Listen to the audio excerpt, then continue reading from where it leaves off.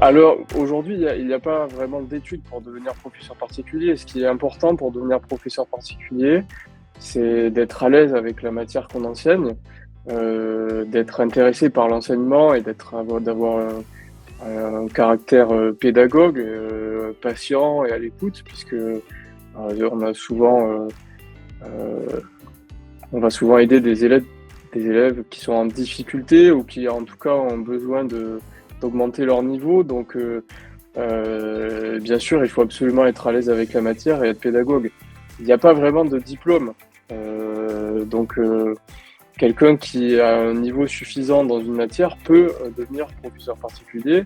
Maintenant, il faut être conscient que c'est un métier.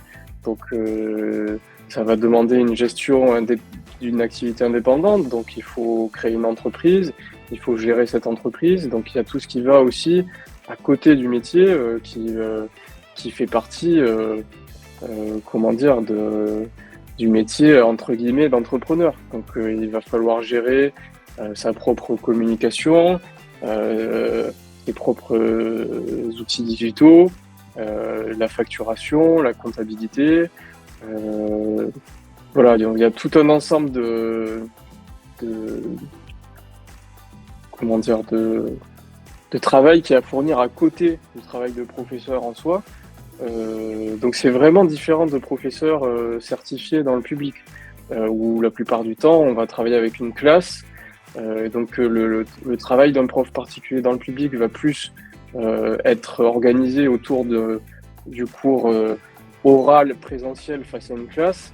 Le cours particulier est plus souvent face à une personne seule ou face à un petit groupe de personnes. Donc moi je dirais que c'est deux métiers vraiment différents. On peut faire les deux en même temps bien sûr, mais c'est un peu difficile parce que pour moi les deux métiers prennent la place travail pour une personne seule. Donc moi je pense que c'est assez difficile de cumuler les deux aujourd'hui, surtout que le métier de professeur particulier est en train de se professionnaliser. Donc ça c'est assez exigeant. Les parents et les étudiants qui cherchent des profs particuliers ont une exigence de qualité, de professionnalisme. Et donc ça demande voilà il y a beaucoup de facettes qui sont un peu cachées par rapport aux professeurs particuliers. Bien sûr, c'est possible de le faire de manière temporaire quand on est étudiant ou comme activité secondaire. Mais si on veut vraiment développer une activité de professeur particulier qui permette de vivre, il faut créer une entreprise et donc être à la fois un très bon professeur particulier et à la fois un très bon gestionnaire d'entreprise.